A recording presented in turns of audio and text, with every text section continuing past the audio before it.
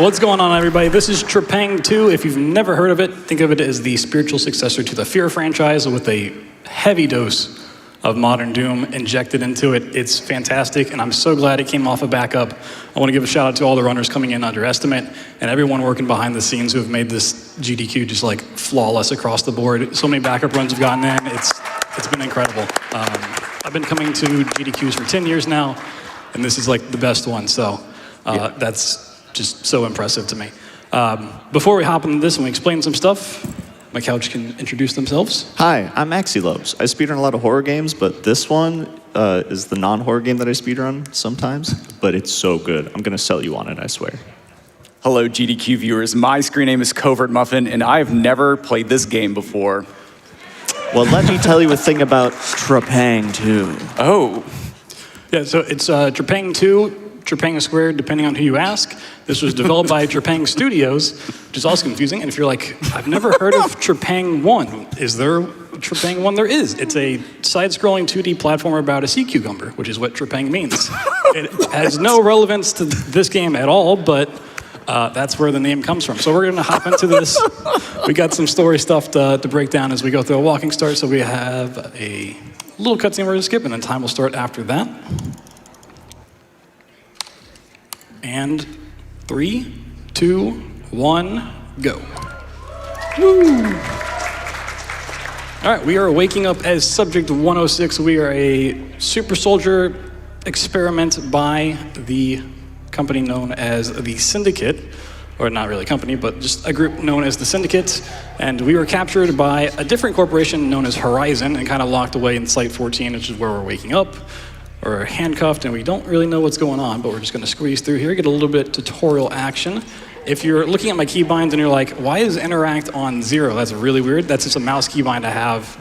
We need a lot of stuff, and interact is actually a super low priority for us, so I put it on my mouse button where I can have other stuff on my keyboard. So here we're going to go into Cloak, one of our abilities. We're not going to see it too much, but it brings up the UI on the center of the screen. So that little bar on the right that's filling up now, that is our stealth. And that will auto-regen over time. We don't really have to worry about it too much, like I said, we're barely ever going to see it. On the left-hand side, the one that wasn't filling up is what's known as focus, which allows us to go in slow-mo, bullet time, and it is very, very important for the run, but it doesn't auto-regen. You have to kill NPCs, mainly enemies, to get that back up. So we're just going to crouch through here, and we're kind of coming up on the end of the walking section. But yeah, we are a super soldier, and we are not the only super soldier, because we are 106. There were 105 that came before us, some of which we will see and encounter throughout here. And it's kind of the whole plot point of the game. And you may have heard this was like a stealth thing. There's a lot of movement, some horror here and there, lots of blood, lots of guts. So we're going to pick up our first weapon. We're going to crouch right before it so that when we actually pick it up, we don't have an inspect animation, and then we're going to get moving very fast. So we're just popping some locks. And the white bar at the bottom is the stamina. If Maxie wants to kind of talk about that real quick. So stamina is actually super fun in this game. You're going to see BT use a lot of slides and a lot of jumps after those slides. And that's going to take up stamina, but the fun thing about the stamina bar is that it can be regened by defeating enemies. So you're going to see BT kind of juggle, kind of balance between fighting enemies and sliding around.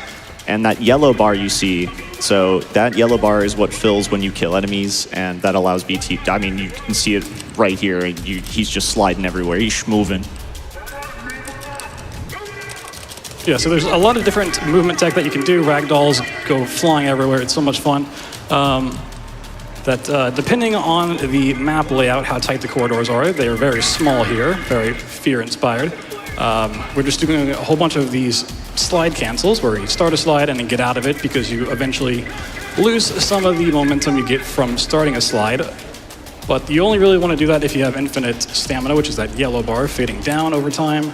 Otherwise, we want to kind of do these jumps to preserve momentum through the air and keep that speed. There's also what's known as long jumping, which is sort of the same as doing a slide into a jump.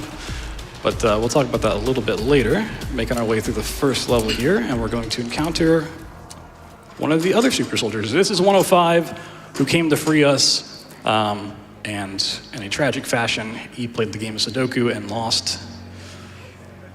This is a really cool sword. Everybody wants it added to the game, but so far it's not. So here's his coin that says 105 on it. A fallen brother. I'm just gonna give him a little pat on the back, and we'll see him next time. So continuing on, we have the last half of the level, which gets a little bit trickier. A little bit of fighting, and then one of the harder skips to do, and one of the harder skips to learn for people getting into it initially. So we're just gonna take out these 5 guys using the shotgun, the most useful weapon in the entire game. We're going to pick up the assault rifle. You can only carry 2 weapons at any given time. It's pretty much always going to be the shotgun and some other weapon, depending on our needs. So we kill that guy to get him out of the way of the elevator. I'm going to try to grab one of these guys. And we don't have any grenades. You can see that on the bottom right, but we can attach one to one of these guys, and if we get lucky, you can get rid of these shield guys. We're just gonna slide into them, kick them around. Yeah, so something that's great about Trepang is that just like Fear, it's a spiritual successor basically, there's a lot of melee. So BT BT is slide kicking, which makes the enemies kind of fall over, and it makes them vulnerable. You also notice in some locations, BT is clearing out all of the enemies, where in some cases, he'll only kill one and then move on from there. And so there are certain areas where he does have to kill a list of enemies, which is commonly referred to in speedrunning as an arena. So we're taking out enemies here, not for like progression reasons, but for a safety reason. Certain autosaves that you run through near fights won't actually trigger if there's too many enemies alive or too many aggressive enemies. Checks for both. So the game doesn't want you to get in a spot where you're dying and getting a save at the same point and just getting stuck in a cycle. And this is a very important autosave as well. So. Yeah. If we don't get a save here, which we should, there we go, Nice. and we failed the trick, we go a little bit further back in the level, but we need to not go too far into this room. I'll let Maxie take over for a second. So BT is going to be doing some jump kicks, and these jump kicks can actually just kick walls to gain momentum backwards. That's what BT did to deload the room that he was in. And then he's going to, well, when he gets back to it, he's going to reload this top floor part. This is a very hard trick. Yeah, so getting far enough away here actually deloads by hitting a certain trigger. And then because that is now deloaded, he can use this to go out of bounds. Then wall kick, using the downward momentum, causes that to be inverted, giving him some additional upwards movement. Yeah, he's going to spawn this room up here. As long as I don't fall in the void, we should be fine to just go ahead and skip this big fight. And he's outside. Wow. Nice. Yeah, so like usually you don't really want to go into slow-mo if you can help it in a speedrun because you're going slower. Why would you want to do that? But because of the way the kicks work, they channel all of your momentum the opposite direction that you kick. So if we get a lot of speed going horizontally and then kick straight down, we're going to go flying straight up in the air. Trepang.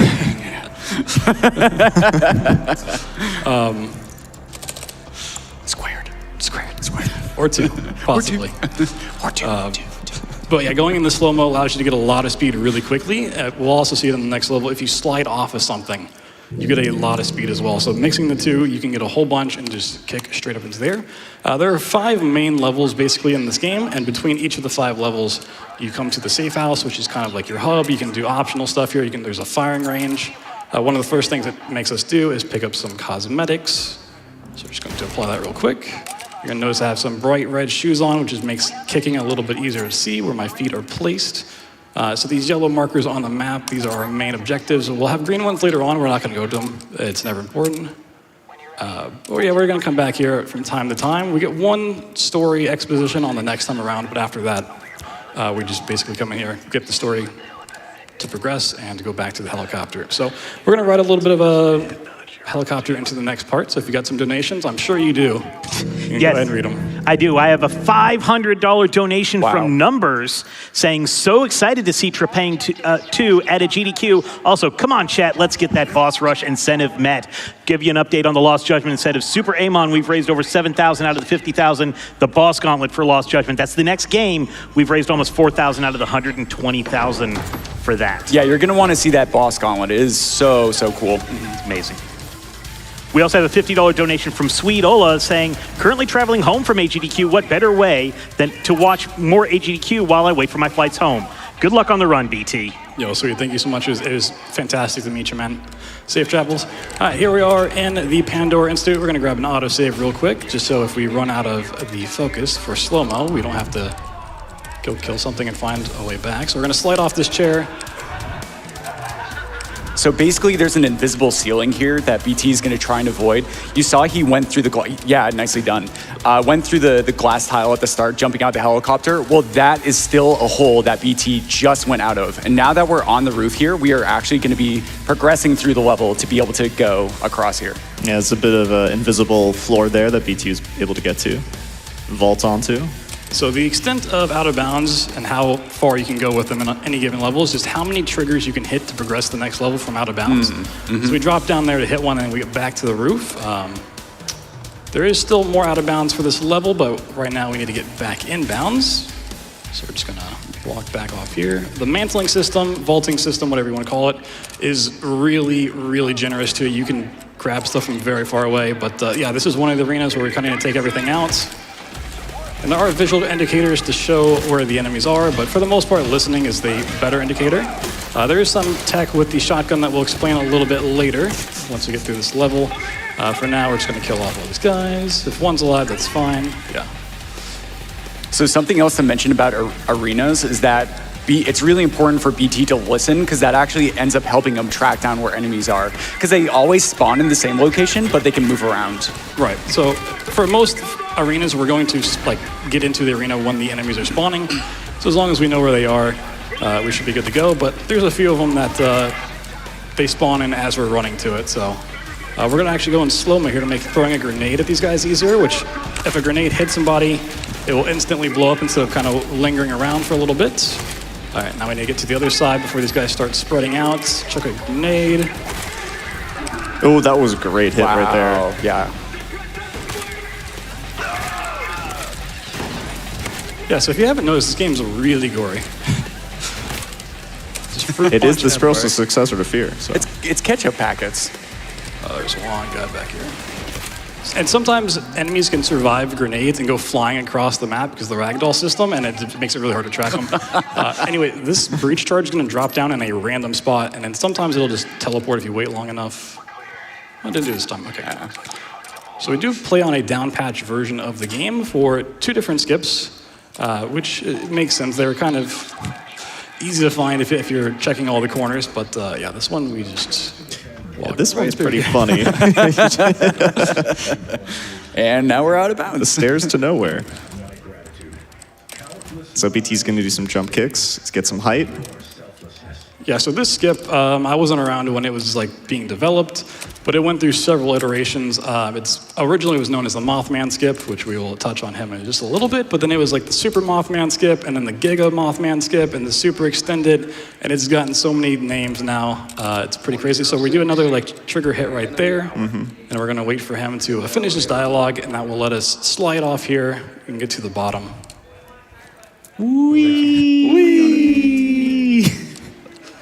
So we're going to load him down here, and we're going to avoid getting towards the cafeteria because there's some enemies over there that we don't want to aggro because we want to get an autosave here. So we're just going around the side.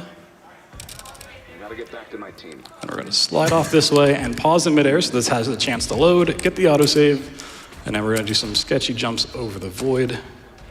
Why this stuff's out here, I don't know, but it's great. Yeah, nice. Yeah, Got let's it. go. Sick.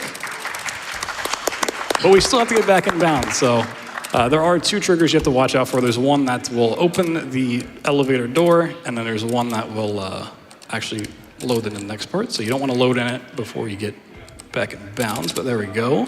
Wow, nicely done. So a little bit about the story. Pandora Institute is all about finding a man named Dr. Emerson. He was subject to 95. Just a few numbers before us, and he was kind of just researching a whole bunch of stuff. Doing evil sciencey things, and he created what was known as the Mothman, and he actually let Mothman loose, being number subject 97. These are all different attempts at like super soldier programs and just really powerful weapons. So we just passed where we'd meet Dr. Emerson, but he's actually dead, and now we're coming up to this generator part. This is a little bit loud, a little headphone warning as we go into this. But we have to destroy these 4 generators by throwing these like goopy, moldy, Resident Evil kind of enemies into them. So to be able to grab them quickly, we're just going to slide into them, and as they're being ragdoll away, we're just going to grab onto them.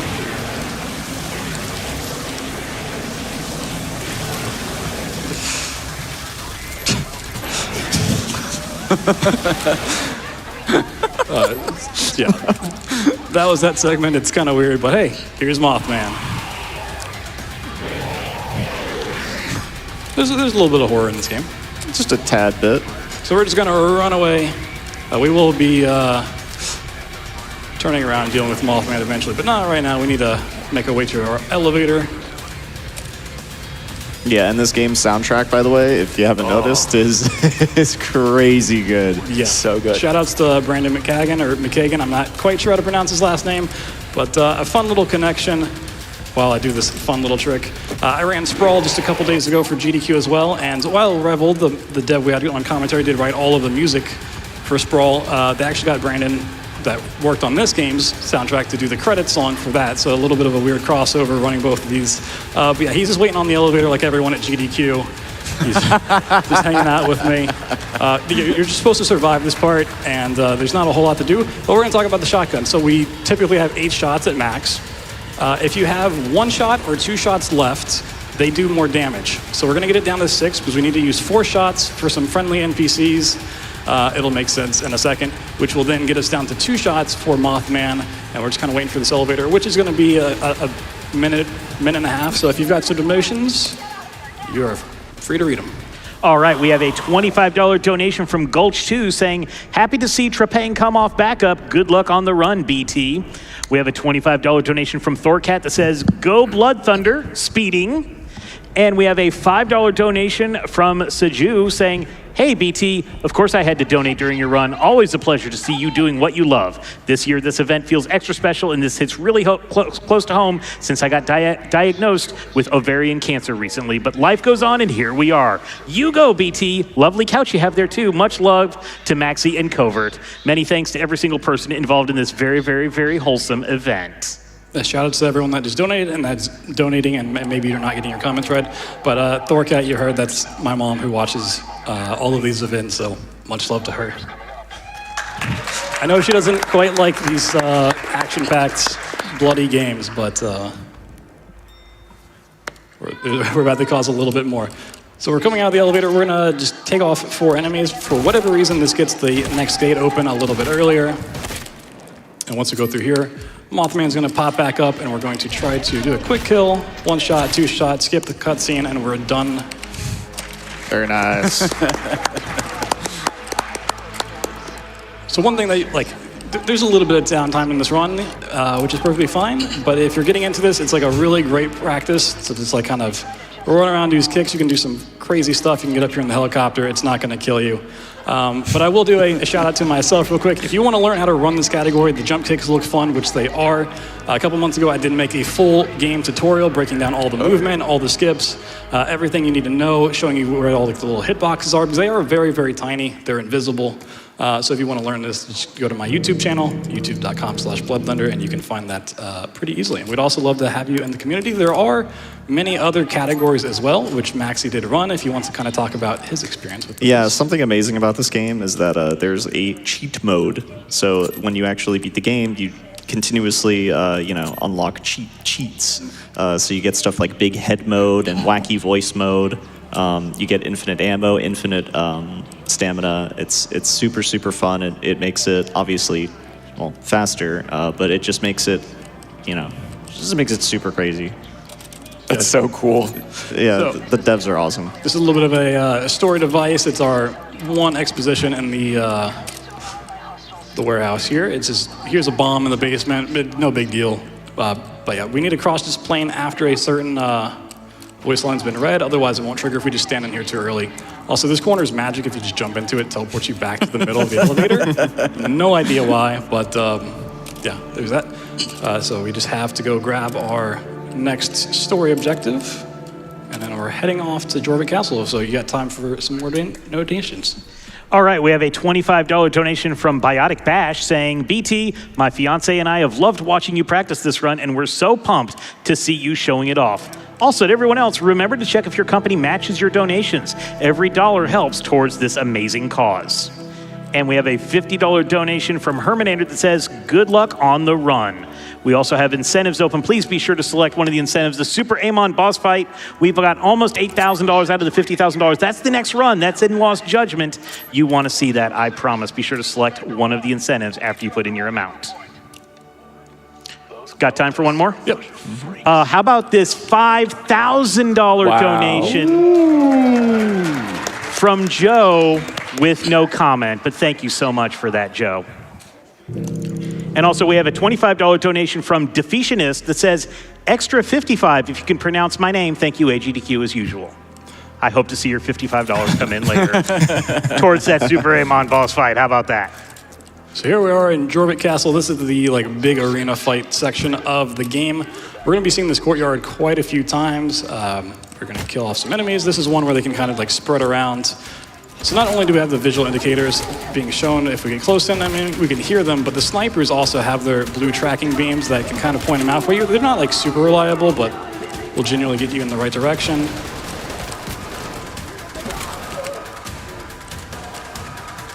Once again, the soundtrack is just so amazing. Okay. So while the courtyard just got cleared, we have 3 more waves of enemies in this little spot. And we're not going to go right up to the door, because if enemies see you before they come out of where they spawn in, they will just hide back there and make it incredibly hard to kill them and just waste a whole bunch of time. So we're going to hide behind this bush and then pop out and give a little surprise.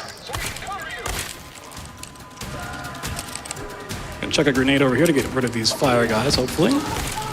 So Jorvik Castle is home to the Occultist and the Patriarch, who is their leader. He's yet again another subject that we will encounter here in a little bit.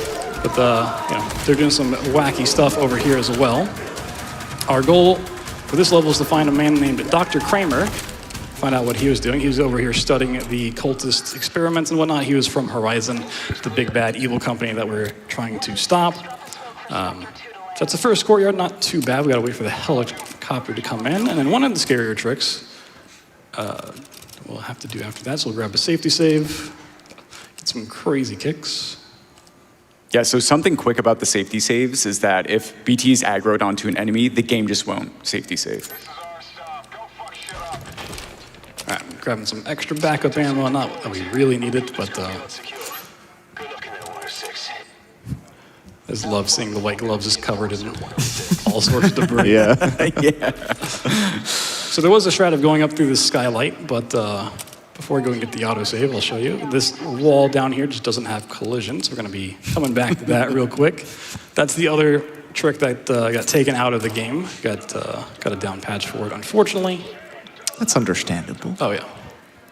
But the reason that this part's so scary is we're going to do a bunch of kicks over the void, which means if you mess up one little kick, kick too late, kick too early, don't get the kind of height you need, you just fall down and... So let's kick 1.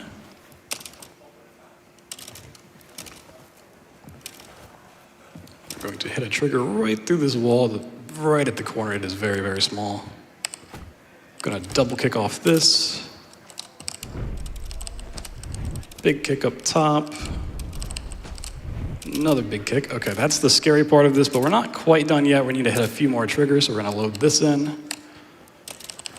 And this is the biggest skip in the game currently. There is a way to make it even larger and basically skip the entire level, but even at a segmented IL kind of level, it's not really being done because it's just that absurdly crazy. Drop down here, hit 1 more, and then go back through that bottom half of the wall. Wow. That was that trick. That was Beautiful. incredible, dude. Flawless.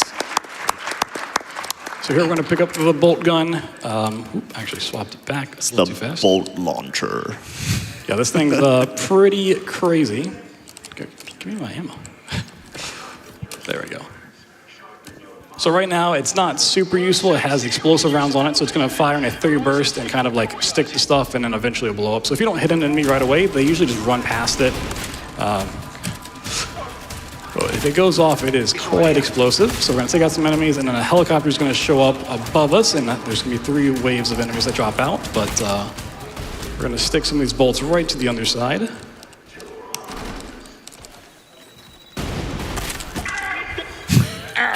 It's blood and guts go everywhere.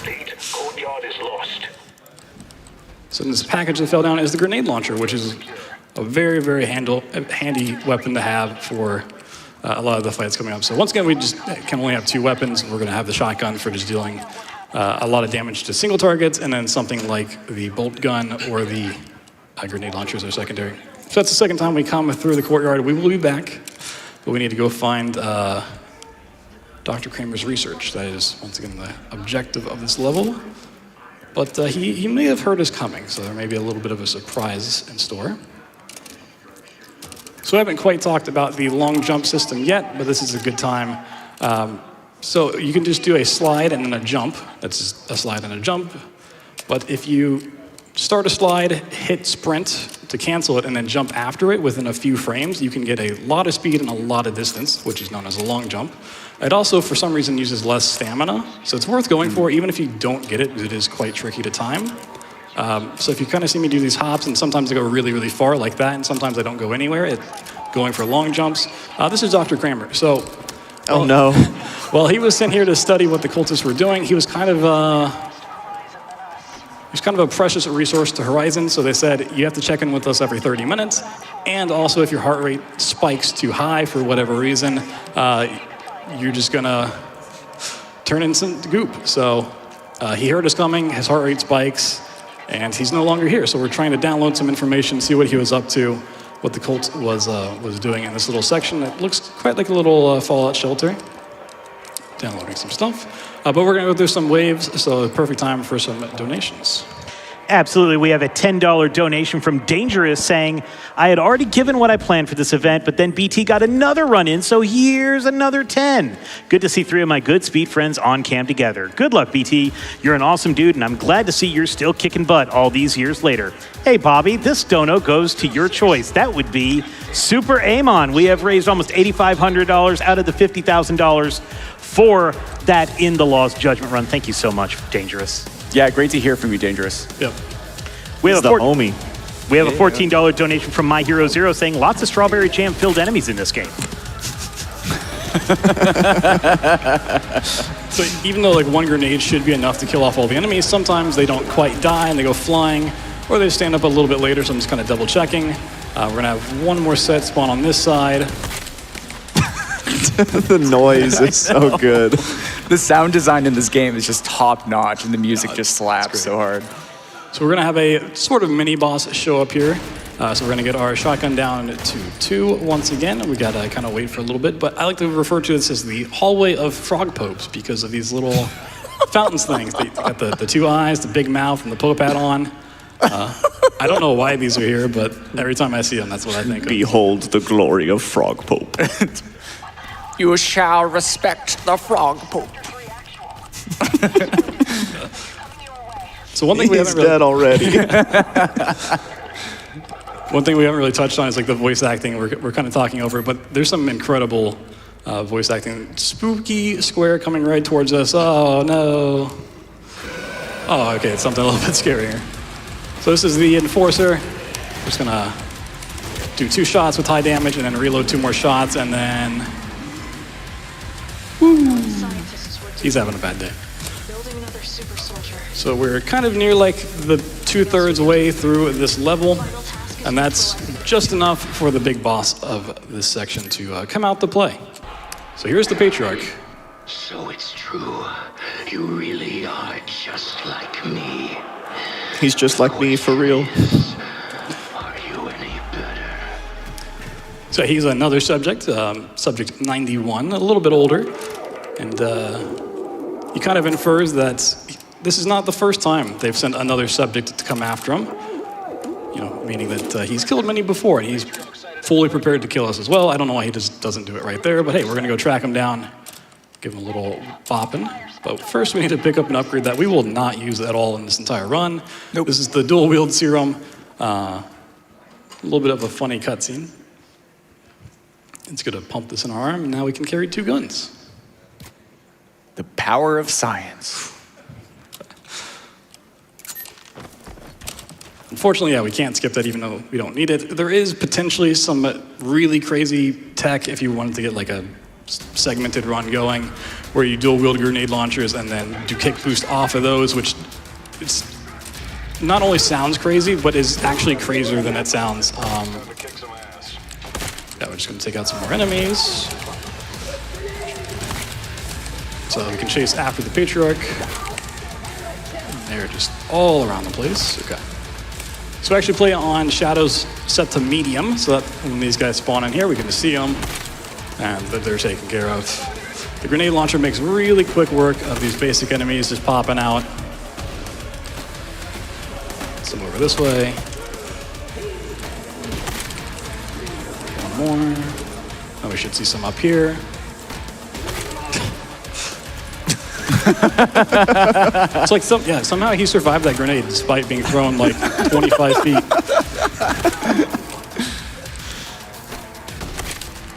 And that is that fight. So we're gonna pick up the bolt gun, swap it back out. Luckily there's one here. We're actually gonna get an upgraded for it just in a second, but we need to be on this platform. We're just waiting once again for like an audio trigger. 106, you need to get to that monument before the next wave shows up. Take the underground, find and kill the Patriarch. Yeah, so once she says kill the Patriarch, you can go on this little thing and it's gonna start going down. You can't go back off of it, and sometimes stuff starts floating. It's very weird, but I'm sure many game devs will tell you that having moving platforms and stuff like that's very hard to program, so we'll see if we have any friends come and join us. Maybe not. Oh! Yeah. Strike a pose. Whoa! Whoa. He actually kind of survived. He's just gonna take a nap. Nap time. Nap time. So through this door on our right, we're gonna pick up the weapon part, and on our left, we're gonna go to a weapon chest, which we've not interacted with at all, and we'll never do it again. But this will let you swap the parts that you have on your weapon. So we're gonna go from the explosive mode to the penetrator mode, which turns into an actual bolt launcher. So we're gonna shoot one. It's like the nail gun. It's gonna stick them to walls, and it's pretty much a one-shot for most of these enemies. We're gonna do some jump kicks to kind of get past going like all the way around the burning library. Just jump kick up here. See, that one's so cool because everything's on fire.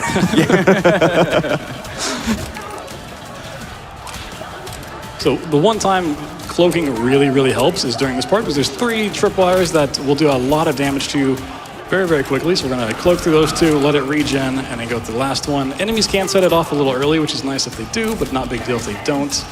And right down this hallway is the Patriarch, who I love this part. he's got a really cool fight. Usually there's 3 waves, and we're gonna try to do it in 2. And yeah, it's really silly. So VT's got the penetrator, the nail gun out. He's gonna pop him twice in the head here. Oh, maybe 3 times? Yeah, 3 times. Nice. That's gonna ensure the 2 cycle. Yeah, so he's gonna run away for a little bit, and we gotta kill off some enemies. They're just skiing across. Once we kill enough, he's gonna pop back up right here in the middle. 3 more. 1, 2, 3, nice. Yeah, let's go. Nice fight. I just love how they like stay in there, and then he comes to the second phase, and they're still there. Yeah, so for whatever reason, shooting him with 6 bolts to the head phases him in the second phase instead of the third, and just ends the fight early, which is fantastic. Now we're going into one of the more interesting levels. Not going to spoil anything yet, but this one's a little bit different than the others so far. Gonna run back out. Don't got a lot of intel on this mission. Good luck out there. So the only objective going into Site 83, which is where we're going, is not really a subject that we're chasing down, but an object, kind of like an SCP sort of thing, referred to as Object 83. So there's no cutscene way to start, and while this is a friendly NPC, it will still give us stamina. And I guess the rest of the crew didn't really like him because they just don't react at all. Oh, watch this climb, by the way. This is going to be incredibly impressive.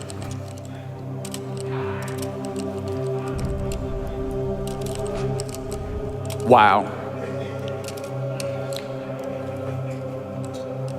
So if you want to talk about the mask on, Maxie, while I do this. The mask? Yeah. You know about it? The mask? There are characters wearing a mask. You cheat mode runners don't know about the mask. The mask? Yeah, so the mask actually, while you're wearing it, you can see kind of the PNG around the screen. That will slow down your top movement speed, so everything becomes a little bit harder. I didn't even know. What? By how much? It's like a little bit. I think usually you can go like 15 meters a second top speed, and it takes you down to like 13 or so. Okay. Which doesn't sound like a whole bunch, but when you're doing some of these skips and some of the crazier skips you could possibly go for, that makes a world of difference. Right, yeah. There's some really, really crazy segmented strats for this level that obviously we're not going to be able to show off. Even if I spent the entire 55 minutes on this alone, I could not actually get it. So we're going to grab here. Ooh, a little too far. Can I save this? Let's see. Oh. Yeah, and like remember, Chad, the height that or the velocity that BT is able to build by doing those kicks on the ground is dependent on how quickly BT is moving downwards, because it just completely flips the vertical vector and causes him to apply that upwards instead. Yeah, this time for sure.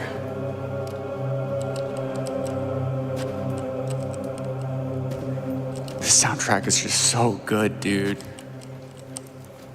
It gets even better. Oh no. This is really difficult, by the way. This is a hard skip.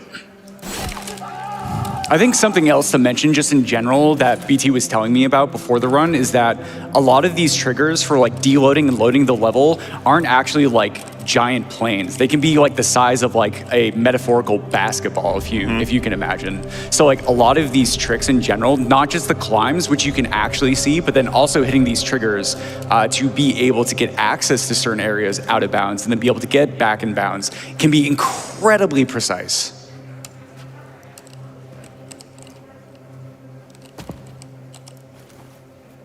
Nice, okay. Then we're just gonna hit a trigger against this wall, and then once we get some stamina back, we're gonna go flying off in this direction. Whee! Bunk. Luckily, there's no fall damage. We're going to hit a autosave and a load. Now we need to get back in bounds, so we go over here and trigger a little bit of a light switch. And then we need to get over here so we can kind of jump, and eventually it's just going to warp us back in bounds. Ah! So if you fail the stealth segment here, you get teleported back to this spot. The mask comes off, which is really great. Tells us to not run, but we're not going to listen to it at all.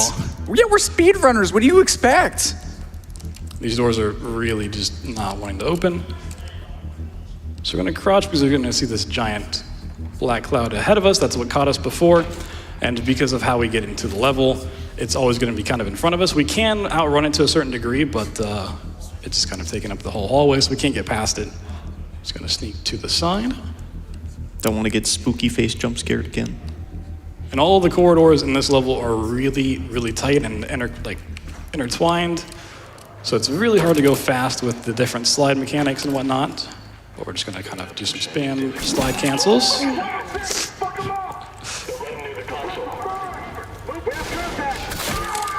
Oh yeah, that was sick. Okay.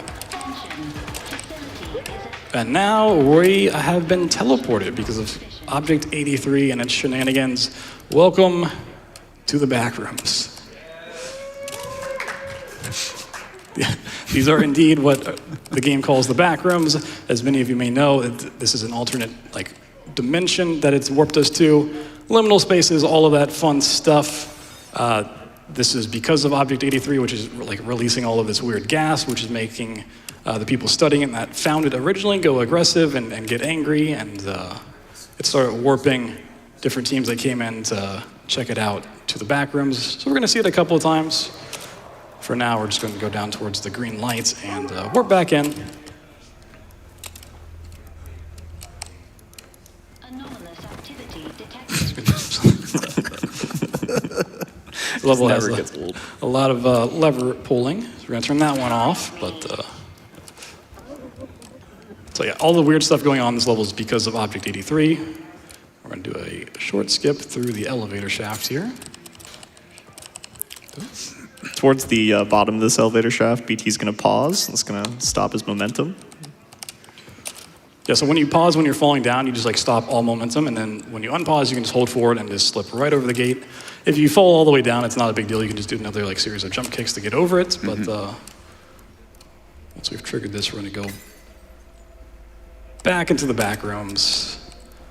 And yeah, so this is like where all the horror stuff for the game is kind of located. Instead of being spread out, more like the Fear franchise, where it kind of mixes it in between. This kind of saves it more for one level in particular. There's a little bit here and there, you know, with Jorvik Castle and the Enforcer and whatnot, but...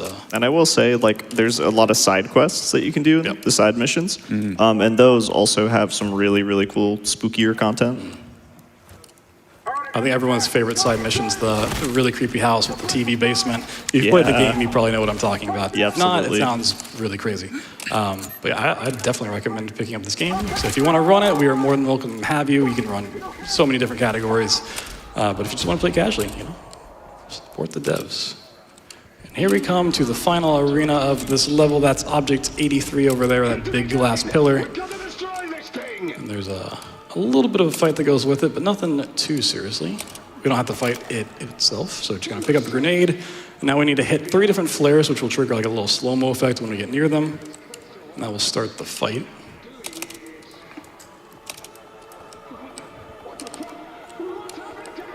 Get the autosave. Okay, I missed the one. It's probably the one up top. Yeah. Nice. So now the enemies spawn in predetermined elevators. There's a health bar for Subject 83. Like I said, we don't fight it at all, so I don't quite know why it has a health bar, but just gonna check a couple of grenades over here.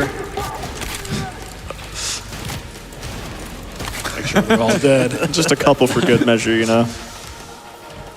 Yeah, so after you kill off one elevator of enemies, then it's gonna take a little bit for the fuse boxes to actually let you interact with them. This white lightning is gonna come around to get rid of these shadow people.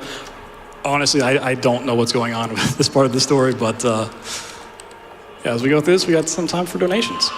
Absolutely. We have a $5 donation from Breezebeat that says, "Hey BT, this game looks a lot like Absolov. Awaiting your return to that game soon." It looks nothing like Absolov. I was about to say, like, what? Best of luck on the Trepang2 run. You got this. And we have a $250 donation from Potato Maximus that says, "Potato needs more AGDQ. We're almost $9,000 out of the $50,000 for the Super Amon boss fight in Lost Judgment, which comes up right after this." Keep it going. All right, we have a $100 donation from Pollard saying, "I have nothing to say but hooray!" Oh, wow. Is that the new one? All right. Splitting this donation to the Lost Judgment incentives and the Baldur's Gate 3 all-axe run because a bonus run means a longer AGDQ. Keep up the fantastic work, everyone. And we have a $25 donation from Bean saying, "Here are 5 tickets to the $5 train for the Lost Judgment incentives and the 2 million goal for Baldur's Gate. Let's keep GDQ going as long as possible." Remember, the Lost Judgment incentives get met first, and if we meet those, then you have more time to get to Baldur's Gate 3, that all-axe run. We've raised over $92,000 out of the $250,000 for Baldur's Gate 3. So that was the last wave of enemies that we had to fight. We can stand on top of this group of shadow people, so as soon as it's done, we just fall right on top of it. And if you remember that area that I kept failing at the beginning of the level, hopefully you did, it was just a couple minutes ago, we will be seeing it again very shortly, even though we're at the end of the level. So we're gonna go over here, and now that everything has been flipped on, we can fire the laser. You can die here, but the enemies tend to just have Stormtrooper aim and just miss every bullet. So if you pay real close attention, you might see that beginning part of the level. It's a little hard to notice.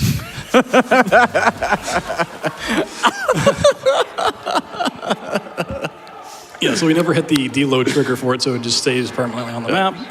Luckily, it doesn't cause any lag or any issues like that, but... It do look funny. There's like a helicopter just flying around. Yeah, so we blew up Object 83, and we're getting rescued. And at this point, they're like, all right, you have enough information, you've gathered enough intelligence, we're ready to go fight the big bad Horizon CEO, who's also a former subject, Subject 78, very old subject. He started Horizon, starting all this testing on different stuff, and his investors pulled out, and everyone's like, oh, you're kind of a bad guy, so we're going to turn on you. But Horizon HQ is definitely the hardest level overall. It doesn't have the hardest trick. I think that's Site 14, and that first big out of bounds we did. But just overall, there's 3 big skips that we have to do, and they're all a little bit spooky. but it has some of the greatest music. And a game with great music, I don't say that lightly. Yeah. The track for this and towards the end is just, it's so good. Gonna pop up in the sewers. We're just gonna kind of do some kicks. All teams in position. 106, once you get those bombs planted, we'll begin the assault. Yeah, we're not going to get those bombs planted. I'm sorry. Nah, BT instead's going to go out of bounds. That's a nice jump there. So I'm hitting an autosave, but I'm doing it backwards because if I do need to load it back in, the save does place you the way that you're facing it, so it's just a little bit nicer. So I do it backwards. Nice. The trick's not done yet. We need a, like I think Muffin was describing earlier, it's basically like a basketball size invisible box over here that we need to hit to load in the next part. It is very, very tiny. Oh, it felt close though. It always does. There it is. Nice. Yeah. Wow. And that warps us back up to the elevator a little bit further on in the level. The music starts kicking in and making our way down towards the actual Horizon building. Take out an enemy just to get a little bit more momentum. And we're just full speed towards the end of this game. So we're actually going to drop off the grenade launcher. As much as I love it, there's something a little bit better for the end of this level. Somehow we have a breach charge that we just never picked up. So we're going to pick up the minigun. This thing's amazing. But we're just going to hold on to it for a little bit. It's just a shotgun to run past them. So we don't care about any of these nerds. We just want the CEO, Anton Lazar. And he's at the very, very top. So this is like lobby skip. This is also even smaller than a basketball thing to hit. We're going to skip a big fight here in the lobby. Do some kicks up top. And now we need to hit a small spot when we drop down here. Okay. Think you got it? Did that work? That was so fast. Like that was incredible. super fast. Yeah. Yeah, so you can tell by the way that like it kind of lags for half a second. We're just going to skip this elevator. That guy was flabbergasted at how fast you did that skip. Onto one of my favorite tricks, and the music is just, this is my favorite song. Just what the fuck are you doing? That's in order. Hey, we're speedrunning out here. Horizon is finished. There's nothing to die here for. So a big kick to get out of bounds. Yeah, this is a super cool sequence of kicks here.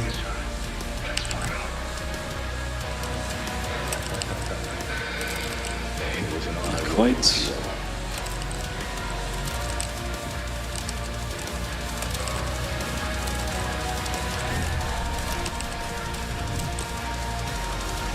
So I could use a little bit of focus and slow-mo, but I need to save it kind of for this jump. It's just the trickiest one to land on. A couple of more scary kicks to go through, and then we are pretty much home free with this level. One kick there, one kick back there.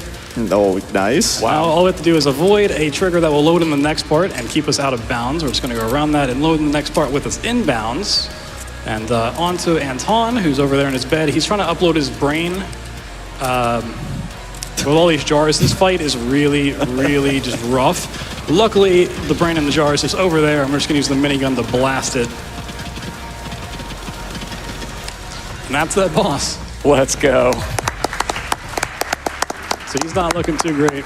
I'm kind of putting him out of his misery. And while you may think, oh, he's the big bad of the game, surely that's where things end. Maybe they do, maybe they don't. But we're going to go back to the headquarters one more time for a round of celebration. It's going to be a good time all around. Upload canceled. You got time for a couple more donations here? All right, we have a $50 donation from Chad saying, make big number go up. And a $25 donation from Mad Cyclist, Mike Cyclist maybe, saying 2 million hype? We're not there yet, but dress for the job you want, really, honestly.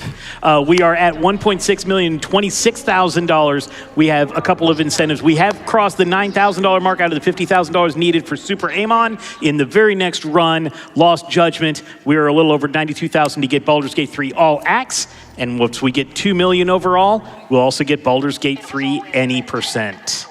Yep, so this is coming on like the final part of the level. They've betrayed us. Oh no, how could they? Didn't see it coming at all. But yeah, this is a great cutscene with a great music drop, so I think we're just gonna let this one play. Very Doom inspired, I would say.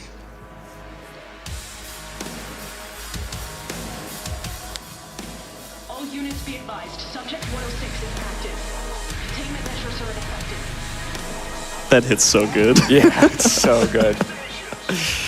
So if they betrayed us, they were going to terminate us and go on with Subject 107. But we're going to break the cycle with a handy-dandy pistol. Any smilers in chat?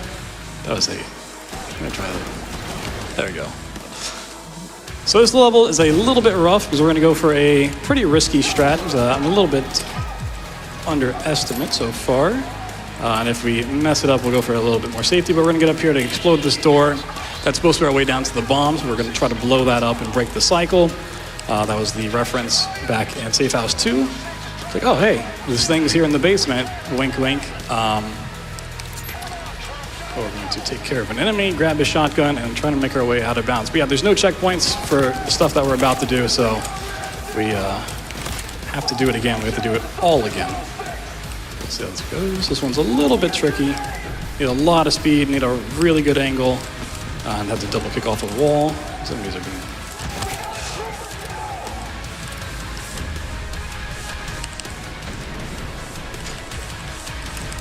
Not quite. Yeah, so BT's trying to not hit either of these pillars if he can help it. I just want to go straight up and then kick off this wall to kind of get behind these rocks. Nice. All right, time for the risky thing. So there's 107, the big boss of the game, but there's also a just end game trigger over here that we just hit it. Oh, that was so close. I will go up for the backup, but yeah, there's a very small trigger there that will just instantly end the game. But we get this one again, so you got some donations as we work our way back over there. He served us well. Or we can just let this play again. I'm down. All units be advised. Subject 106 is active. Containment measures are ineffective. Never gets old. No.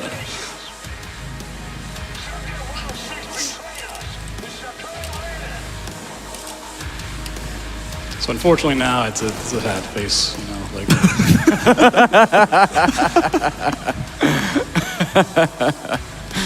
When I was grinding attempts back home, I used to put like a WR for a world record, and it's always kind of embarrassing when you do that and you don't actually get a good skill. It's a good way to lose a run. Oh yeah, you showboat a little bit and you do yeah. So sit down, little bro. But yeah, you can do some fun kicks while you wait. Unfortunately, there's no way out of this early. But there's that one crazy kick out of the cave wall. And instead of going to the right, we're going to go up to the left.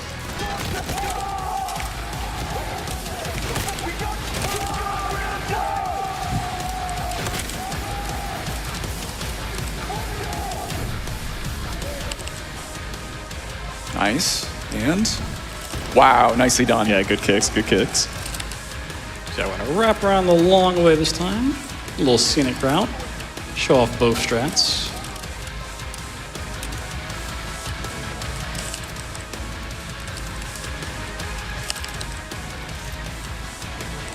This one's kind of awkward because you have to gain some height on some really weird invisible platforms.